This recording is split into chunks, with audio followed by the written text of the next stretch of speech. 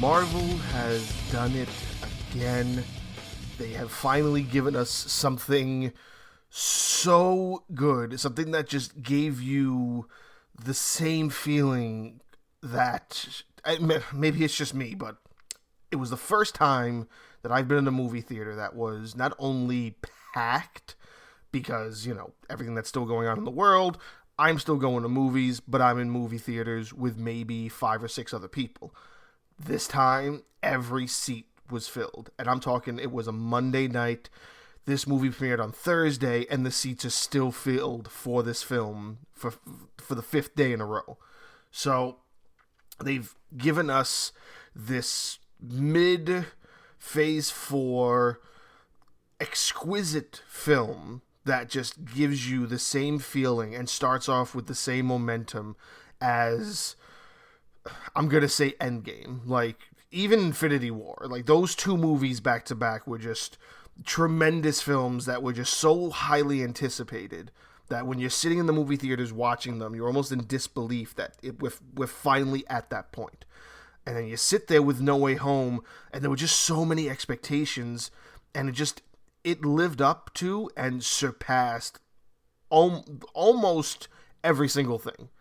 And what's so great is how well-rounded they made this story and what they were trying to get out of the story. Not only continuing the path that they were on, but also sort of restarting the same.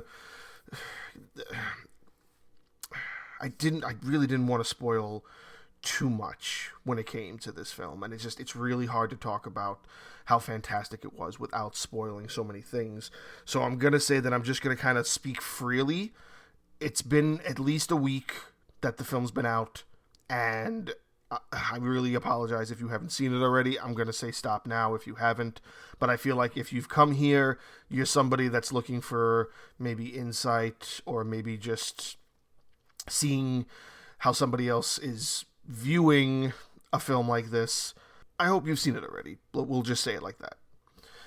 Now, being that it's part of Phase 4, I believe it's right in the middle of it. And it's kind of this peak moment where this film is going to push whatever the next story arc is moving forward to the end of Phase 4.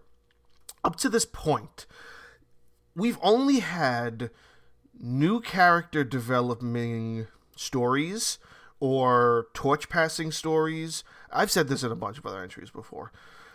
You have shows like the Hawkeye show, which is almost over. You have the Loki show, the Falcon and Winter Soldier show, WandaVision. Then you had Black Widow and Shang-Chi. Nothing has really cemented anything that we're expecting. And again, stuff I've said before, they're kind of restarting from an already built platform and leading off of something like what Endgame gave us is very difficult for us to see what's moving forward. And this concept of the multiverse is very exciting to see them finally push to make that an idea for what we're going to be expecting moving forward. So now this movie is heavily set with targeting the multiverse and targeting a kind of I want to say base ground for what we could understand about the multiverse. And you could say that maybe even Loki kind of did that, but Loki's more on the lines of time traveling and time frames and how each universe has its own timeline.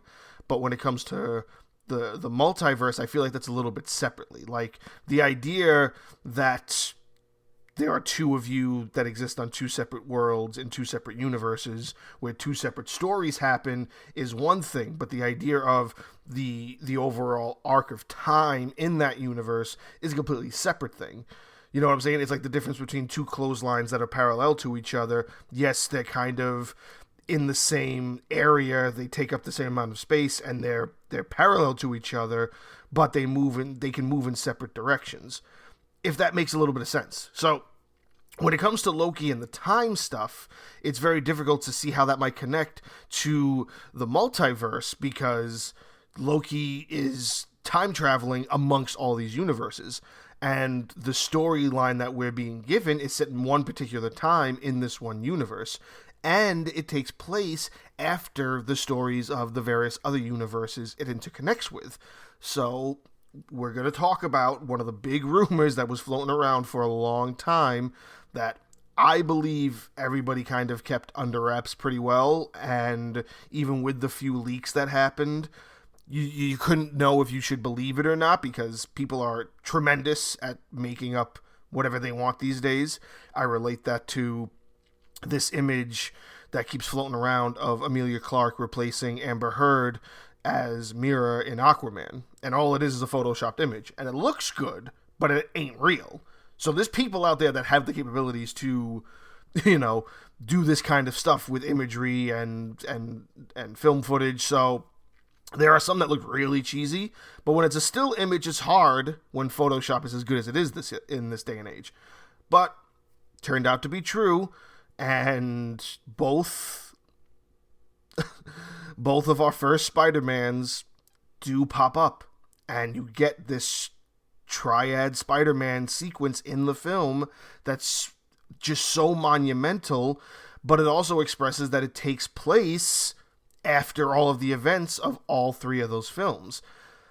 The only real difference is that all the characters that they've decided to incorporate in some way, shape, or form have already existed and have perished in their respective Spider-Man films.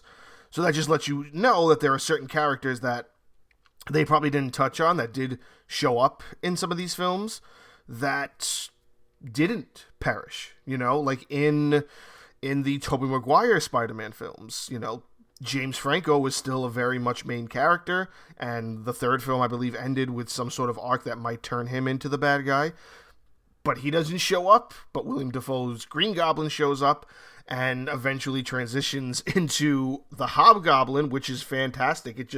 Everything just looked so tremendous on screen, and it was such good storytelling. And this concept of just this multiverse where each Spider-Man kind of told this.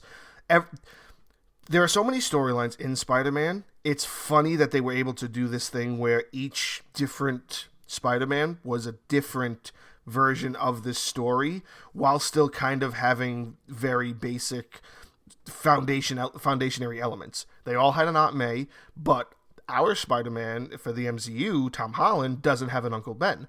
These other two have Uncle Bens. These other two had girlfriends. Andrew Garfield's being Gwen Stacy, who has never been involved in any other film besides that one. Tobey Maguire's involving MJ, which stood for Mary Jane. But Tom Holland's Spider-Man has MJ, who is referred to as Michelle Jones, and she doesn't like using the name Watson. So it's very much this parallel of realizing that, yes, we do have a Spider-Man, but it's just not. And this is one of the reasons why they started the Spider-Man the way they did, is because we're in a different universe's Spider-Man story. And it's so funny when he makes this comment about being part of a team that he calls the Avengers. The other two Spider-Man have no idea what he's talking about. So in those universes, the concept of the Avengers and aliens doesn't really exist, except for Tobey Maguire, who said, yeah, I fought a black gooey alien, and that's the symbiote. That's a callback to Spider-Man 3. And it's just this parallel of differences that are also very much similarities, that also show that all three of these Spider-Man have really given us just this well-rounded arc of everything that is a foundation-building platform for a Spider-Man character. Gwen Stacy is a very pivotal moment in Spider-Man's history. Mary Jane is very pivotal. The Uncle Ben death is very pivotal. There are just so many key moments that they touch base on, that they connect with, even though it's confusing to them to be like, oh, we're in this other universe with these other Spider-Man.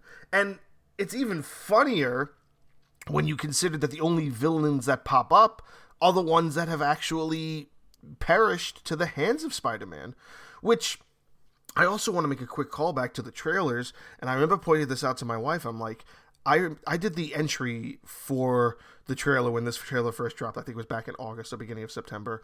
And I was just so upset with what the portrayal of Doctor Strange looked like. Like, it looked to me as if they were really trying to demean or not value what the Doctor Strange character brings to the table in that trailer. Like he looked like a little snobby. He looked like he really didn't care.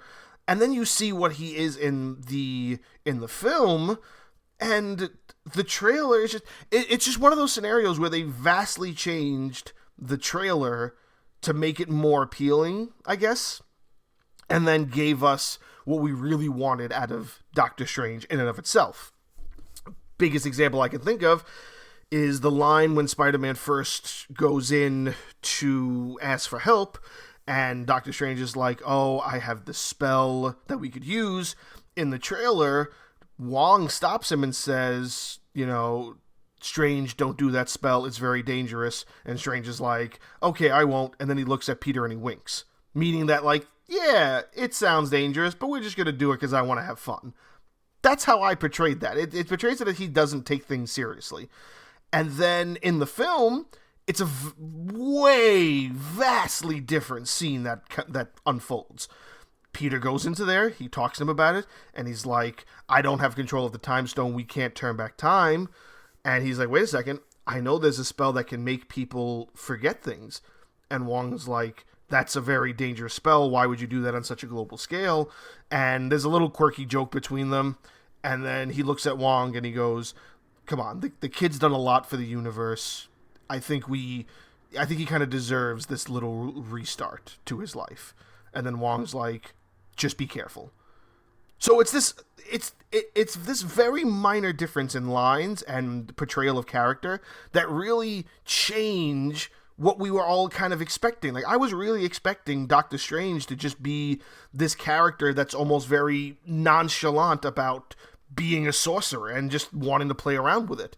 And another fun thing is that because there's no longer a time stone, and because Doctor Strange was what they call blipped out 5 years ago in the main story of these films, he's no longer the Sorcerer Supreme. Wong is the Sorcerer Supreme by technicality, so he has to get Wong's permission. He's still powerful enough to do these, but he's no longer the leader, and he takes that leading role relatively seriously while being quirky with Wong, which is something that we also expected, you know, because they have a really good character dynamic. So moving forward with what happens next is all the things that they do. It's kind of Doctor Strange trying to be helpful, but then getting really upset when Peter is just being, I guess, Peter's character. You know, like, he's in the middle of trying to cast the spell, and Peter's like, I want to change things, and Doctor Strange is like, you can't do that, but he does it for him anyway because he wants to look out for the kid. And then he even says, like, I forget sometimes that we save the world together, but you're still just a kid. Like, one of the big story-moving plot points is that they're trying to get into college. Like, in this universe, Peter's 18, whereas in every other universe for the other Spider-Man, they've always been kind of in that high school era, but getting into, like, the working environment and getting into the college environment and having, like, careers and whatnot. Like, high school was always, like, the ending point for them. But we're at the third film in our Spider-Man trilogy for the MCU, and he's still in high school. Like, I might be wrong, but I believe in every other Spider-Man film, it starts with him, the first film starts with him in high school, but then he's graduating out as the story progresses. Like, one of the big things about, I think it was Spider-Man 2, and even the end of Spider-Man 1 with Tobey Maguire, is that, you know, he's this pizza delivery guy, he's trying to make his rent, he lives across the hall from this Armenian dude who the daughter brings him milk and all that stuff. I remember that being very weird. I was super young when these films came out too. And I just remember this moving forward that, yes, he might be a young adult, but he's in his 20s, you know, he's in his early 20s trying to be like this crime fighter. And here we have Tom Holland, and he's still trying to get into college, but he's messing with things that is probably super, like, crazy to think that he's doing. Like, he saved the world, he's fighting all these bad guys, he's 17, 18 years old, and even Doctor Strange at this point has trouble realizing that when he's done so much, not just for the city, but also for the entire universe. You know what I'm saying? Like, he blipped out for the sake of mankind almost. So it's fun to see this understanding of Doctor Strange in a different light than what was portrayed in the trailer. It's fun to see this progression of how it really is just Peter trying to find his path and Doctor Strange trying to be the voice of reason. But then, of course, Peter kind of outsmarts him and takes him off the board for a while. So then Peter's left to kind of try to do things on his own way. So it's also understandable to the extent of what he's actually doing, even though it might be a plot point that's a bit unnecessary. Like, why would he feel that he needs to help these people? Maybe it's because of his Aunt May. Maybe it's because he's, young. Maybe he just wants to do things differently because he knows at some point, it's revealed that these people, these characters, these villains eventually die at the hands of Spider-Man. And he's one Spider-Man that's like, I'm just sending them back to die, and I don't want to do that. So maybe he's trying to just do things differently than his other Spider-Man characters have. And it's really true. Like, it's also true about the MCU, though. The MCU has done a lot where it comes to taking characters and supervillain characters and just portraying them for single films, not really having them be around to do much else moving forward. I feel like the only characters that have really survived a Marvel film up to this point might be the Mandarin, the Vulture for the first Spider-Man film. Who else? I really can't think of anybody else off the top of my head. Like, every Iron Man film ends with the bad guy losing and getting destroyed, basically. Every Thor film ends with the bad guy getting destroyed. Every Captain America film, look what happened to Red Skull. Red Skull's no longer a thing. The Winter Soldier became a main character. You know what I mean? Like, maybe Agatha Harkness for Scarlet Witch. The White Vision's still around, but he's more of a good guy now. Like, almost every villain has perished in some way, shape, or form.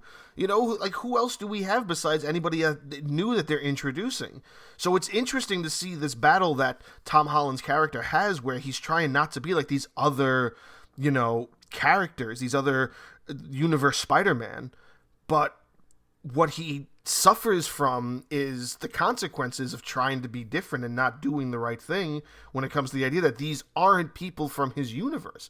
He should have just sent them back, and he learns that very unfortunately moving forward. And again, we're getting to a point where not only is this the third iteration of this Spider-Man, but it's also this kind of flourishing output of what the new Spider-Man is going to be moving forward. And I know we had this thing where this was supposed to be the last film for Tom Holland as Spider-Man, but based on how this film ends, it's really not. What this really is this is a film telling us that everything prior was kind of all prequels. Like, realistically speaking, they were all prequel storylines for the Spider-Man character. When you really break it down and see how the film ends, like, the pivotal moment for every Spider-Man character is when Uncle Ben dies. Our Tom Holland doesn't have an Uncle Ben. And we're also talking 3 movies, and the biggest line in Spider-Man history hasn't been said yet. And this is the film where we finally get that pivotal line. And it comes from Aunt May. After a huge battle, Aunt May sits there and she tells him, with great power must also come great responsibility. And that is a huge moment for not just Spider-Man fans, but also MCU fans who have seen this growth of this character. But now what also follows that line is usually the death of Uncle Ben. He doesn't have an Uncle Ben, so what they've done is they've made it the death of Aunt May. And that was heartbreaking because he always has Aunt May. You know what I mean? Like, it wasn't up until, I feel, the recent PlayStation Spider-Man video game that I've seen a story arc where Aunt May dies. I'm pretty certain she doesn't die in the Amazing Spider-Man films. I don't remember the original trilogy, but I know she gets caught up in a lot of situations where she might, but I'm pretty certain that they never kill Aunt May. And the fact that because he doesn't have an Uncle Ben, he has to lose his Aunt May. And that it does kind of make sense, but it's also heartbreaking because that really does leave him with no family now. He really has no family backbone to fall back on. He has no emotional foundation moving forward, and Spider-Man usually always needs that because he's constantly at his, wit's end with what he's supposed to do. And not only with that, but also the way this film ends. Like, it starts off with, like, oh, I want everybody to forget that I am Spider-Man. And then instead, everything, blows way out of proportion. The multiverse is about to crack through because the spell is still way out of control. And I still don't understand exactly how it worked. But then Peter said that, what if everybody forgot about Peter Parker? If everybody forgot who Peter Parker was, would this reverse it? And for some reason it does. And that's really confusing to me. I don't get how, instead of forgetting that Peter Parker is Spider-Man, everybody forgetting who Peter Parker is makes it where it reverses the spell. I'm still very confused, and I really can't gather that. Maybe having a conversation with somebody else about this and not having it be just me talking to myself almost is a way that I can hopefully try to figure that out, but I still don't get that. But what it eventually leads to is that everybody in his universe is going to forget who Peter Parker is. Not that Spider-Man exists. Spider-Man still technically exists, but nobody knows who Peter Parker is, therefore nobody knows Spider-Man is Peter Parker. That includes Doctor Strange, that includes any other superhero involved in the MCU at this current point, and that also includes his best friend and MJ. So he's willing to make that sacrifice to kind of save the universe and save the multiverse and send everybody back, which he does, and it's successful. And where does that lead us off with? It leaves us off with him entering an apartment, not having his Aunt May, not having MJ. MJ doesn't remember him. His best friend doesn't remember him. Even Happy, Jon Favreau's character, doesn't remember him. Like, he has no connection to the MCU. He no longer has the Iron Man suit. He has none of it. And he's got to move forward with nobody knowing who he is. Technically speaking, nobody knows Peter Parker. Everybody has forgotten him. So everybody has forgotten that he's Spider-Man, but Spider-Man still exists. And it ends with Peter making his own regular suit and swinging off into the night. So Spider-Man still exists, but no one's going to remember him, and no one's going to remember, him with the other Marvel characters. So what does that mean for him moving forward? Is he still going to get involved? Does he have to explain things to people? Is Doctor Strange going to somehow find a way that he remembers in some shape or form? I don't know. All I know is that this is definitely a good starting point to lead us into what could we expect moving forward, because whatever they were trying to do with the second one, Far From Home, they kind of just reversed all of that, where they were like, okay, Spider-Man's going to be the new Iron Man. Nope. They took everything away. They literally took all the buildup they made for this character and whoom, shot it all down, totally cleaned the slate, took everything off the board and said, here's new Spider-Man. Which is weird, because it doesn't mean it's a torch-passing film, nor does it mean that it's a new character film. It has more meaning than, say, what they did with WandaVision, where they turned Wanda into the Scarlet Witch, and we finally got to see that character. It's more than what they did for Falcon and the Winter Soldier, where Falcon transitioned into Captain America's role. It's way more than that, because these are still characters that have some sort of recollection of everything else that's going on. They all know what they've done. They all know that they're still a team. I'm pretty sure if the new Captain America and the Winter Soldier met up with, Scarlet Witch, they would know, oh, hi, Wanda. Like, they know each other, but Spider-Man's kind of not there, but kind of still there. So is he going to be involved in anything moving forward? If a new Avengers film pops up, is Spider-Man going to make an appearance? Are they planning a fourth Spider-Man film? I bet you if I read up on it a little bit, I could probably find something where they're talking about it, because not only is this film tremendous, but it's probably one of the most successful films Marvel's had since Endgame. Like, a lot of people say that Far From Home was everything that people wanted, but truthfully, it doesn't hold a candle to this film. Like, being in a fully packed out theater and understanding what everybody is about to witness, and understanding that there were so many questions that everybody had. I really hadn't felt that in a very, very long time when it came to not only just a Marvel movie, just any movie whatsoever. So this is a huge, huge monumental moment, not just for MCU fans, but just people who invest their time into wanting to go and see these movies. To me, again, I've seen at least a dozen movies in theaters over the last 4 months. None of those movies have given me the feeling of kind of things being back to normal as this film did. And that's huge, not only for what we want in just life now, outside of our homes and outside of watching movies on our television and streaming things consistently. It's just that feeling of being in the crowd and experiencing all these pivotal moments that are just rumors to us. They're just we don't know moments, you know. When you first saw Andrew Garfield, the crowd in the theater was just so ecstatic about it. And then Tobey Maguire, the crowd went friggin' nuts. And it's just so amazing to be in that atmosphere again. And it's been so long since I've been able to appreciate and enjoy seeing a film like that. And this film is really tremendous in giving you not only a good story, but just a well-rounded next step in what the MCU and what Phase 4 should be giving us. This is what we should have been getting. We should have been getting films like this. At this point in the storytelling of the Marvel Cinematic Universe, they should have all been like this. But again, the only other thing I can really compare it to is Shang-Chi, because I felt Shang-Chi was amazing. I felt Black Widow was torch passing. I felt Falcon and the Winter Soldier, WandaVision, they're all torch passing. Loki is just kind of incorporating this other story arc that might come later on and kind of introducing a villain that might come later on.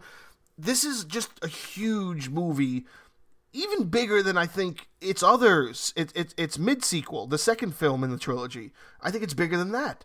And there might be a lot of people that agree or disagree, but this is a real big deal because there's so much that it leaves that it cleans the slate for, but so much that it leaves open and so many other questions that it asks us. And one of my big questions by the end of the film was, and I haven't done a friggin' entry on this yet, and I have to, because I got to see the Venom sequel, Let There Be Carnage, and I didn't mind it so much. I thought it was great. I think the Venom films are a lot of fun. But for anybody who has seen that film, they know that the post-credit scene, you know, the secret scene at the end of the film, is Venom getting sucked in to the multiverse thing as well. So when he gets pushed over into the Tom Holland storyline, I expected him to pop up in this film too at some point. You know, like there would have been a fun kind of back and forth to see Tobey Maguire and that Venom kind of, you know, have a dialogue moment almost. But he never does. Throughout the whole film, he never does. Until, you know, the mid-credit scene. You know, right after all the animations and the song playing scene. At the end of the film, Venom pops up and he's talking to this like bartender and he's like, all right, we got to go meet this guy you call Spider-Man. And then it's like 3 minutes of dialogue and then he blips out showing that this scene takes place right at the end of the film. You know, so it's weird how the mid-credit scene at the end of the Venom film starts with him getting pushed into this universe. And then the whole story kind of takes place, I want to say, over maybe a week. You know, it's definitely a couple of days. I wouldn't say it's longer than like 6 or 7 days, but it takes place over a couple of days. But when Venom gets pushed into the universe, he gets pushed in right as the announcement that Peter Parker is Spider-Man happens, which is the ending of Far From Home and the beginning of this film. So the fact that it's 5 or 6 days and Venom doesn't make it to him on time is kind of weird, and the fact that he doesn't have any involvement in it whatsoever is also weird. So it's like, why did you push him in there and then just use him for a mid-credit sequence? And what does that mid-credit sequence do?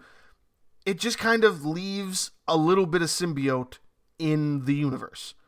So does that mean that that little bit of symbiote is going to turn into Venom?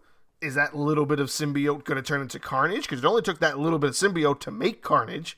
What is this little bit of symbiote doing? So is this a precursor for a fourth Spider-Man? Are we seeing storylines move forward that don't involve the rest of the MCU, but it's now Spider-Man by himself? Which is also going to be weird because we're very used to Spider-Man being involved in these major storylines. And it would be fantastic to see Spider-Man still be involved and then have the Fantastic Four get introduced and have this thing where it's like you have that alternate Fantastic Four Spider-Man suit where it's it's the Fantastic Four leotard, but then it's a brown paper bag over his head, and then he's barefoot. Everybody knows that Fantastic Four outfit for Spider-Man, and that would be hilarious if they did that in some way, shape, or form. I think that would be so friggin' funny. But is it going to lead into that? Like, it's just so many questions and so many openings for new opportunities that I do hope they are going to move forward with another Spider-Man iteration, or at least just using Spider-Man moving forward, and then just kind of reintroducing him. But now here's the thing. He knows everybody already.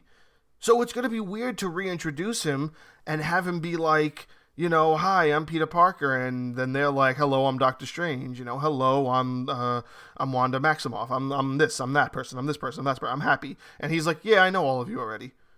Like, how are we going to express that? Or is he just going to keep making believe that nobody actually knows him?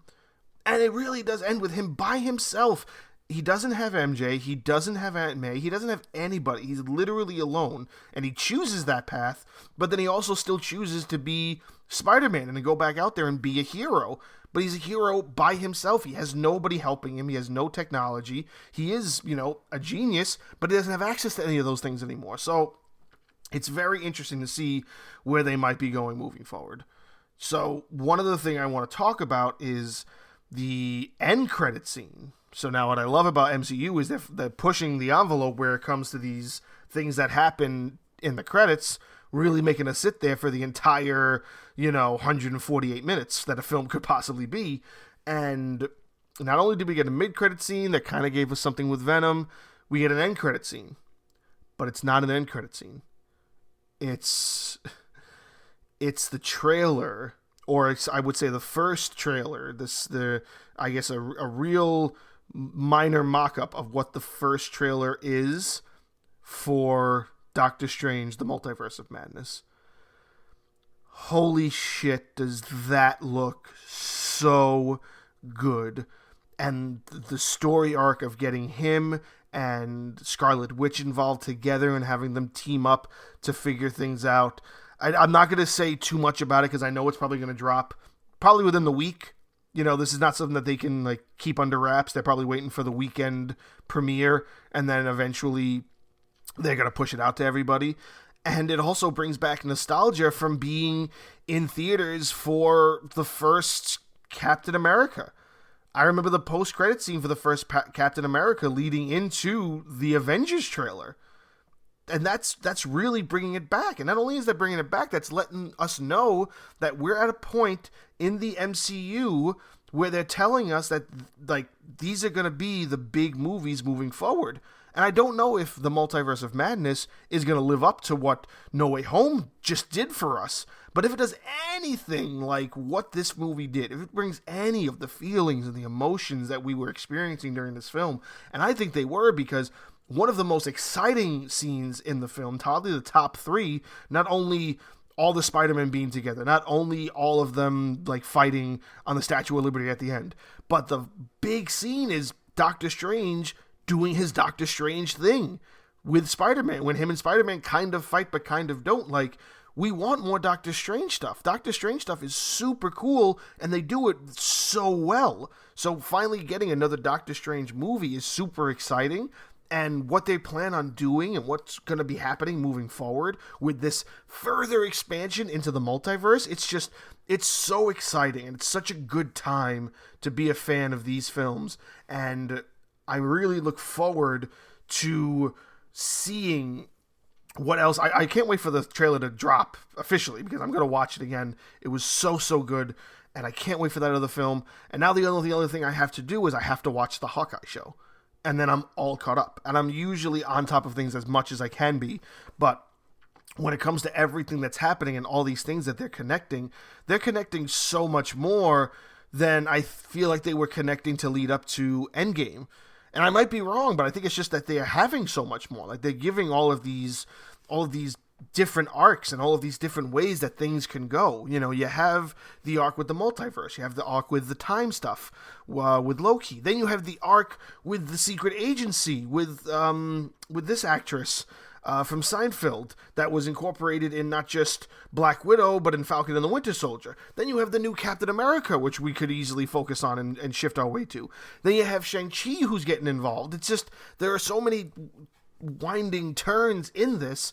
You know, like, we also have the fourth Thor film coming out that's going to be super fantastic to finally get to see Thor again. You know, we haven't seen Thor since Endgame, so we're talking, this is coming out next year, we're talking 3 years, 4 years since you've seen the Thor character, or anybody that has anything to do with Thor, minus Loki.